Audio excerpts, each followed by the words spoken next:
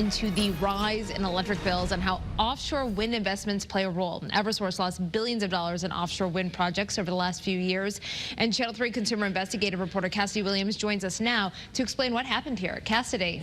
Yeah, we started looking into offshore wind because some politicians are claiming Eversource is raising your public benefits charge because the company needs cash. But Eversource says that's not true. So what's going on?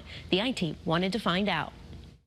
The turns of these 12 turbines power 70,000 Long Island homes. It's clean, renewable energy coming at a high cost for Eversource. Eversource's investment in this and other offshore wind projects led to losses of approximately $2.4 billion. Eversource has since sold all of its interests, exiting the offshore wind business completely. House co-chair of the Energy Committee, State Representative Jonathan Steinberg, believes that is part of the reason electric bills skyrocketed in July. It didn't have to happen that way. I think it's a reflection of the fact the utilities are hurting right now. They made some really bad investments like in offshore wind. Eversource's Connecticut president, Steve Sullivan, says there's no truth to Steinberg's claims. There are no charges in there, charges in the public benefits that have anything to do with the offshore wind business. Starting July 1st, the public benefits charge on Eversource bills went up 490% per kilowatt hour.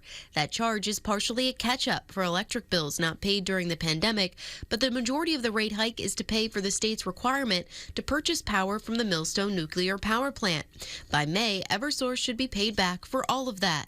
The rate hike was approved by the Public Utilities Regulatory Authority, or PURA, by a vote of 2-1. The one state regulator who voted against it argued the money could have been paid back over 2 to 3 years instead of 10 months. She wrote in her dissenting opinion that Eversource's cash flow issues due to its offshore wind business could be the real reason Eversource was pushing to get its money back within a year. We asked Sullivan directly why Eversource wasn't willing to wait. They created the problem by pushing the costs off for 2 to 4 years and then said, gee, why can't we stretch this out over a longer period of time? So again, you would just be compounding the problem. None of the public benefits programs or policies have gone away. So these costs are going to continue this year and next year. And if you don't pay off that past due balance, you just continue to pancake the costs and create additional interest costs. But with $2.4 billion lost at sea, is it possible customers could be impacted in other ways? Eversource's offshore wind team no longer exists, so we interviewed other experts in the field, including Chris Olith.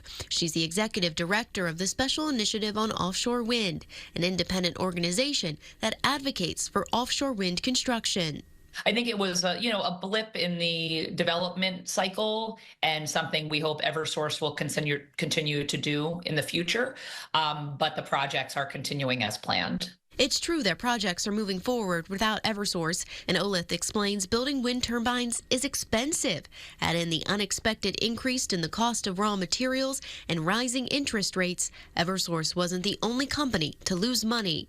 These economic challenges really found offshore wind on hard times the past few years. If you had perfect foresight, they probably wouldn't have entered into those agreements, but they don't have that luxury. Richard Sweeney is an associate professor of environmental economics at Boston College. He believes with a loss that large, ratepayers will end up paying somehow. That's just the reality of having a regulated utility. If you make a bad investment, it's actually the ratepayers who are on the hook. Sullivan would disagree, explaining that the offshore wind business has completely separate accounting books than the company that runs your electricity. There's absolutely no crossover between the offshore wind business and the public benefits piece. And keeping it that way is PURA's job. It's up to the regulators to take a close look at all rate requests in the future to see where your money is going and if it's being thrown to the wind.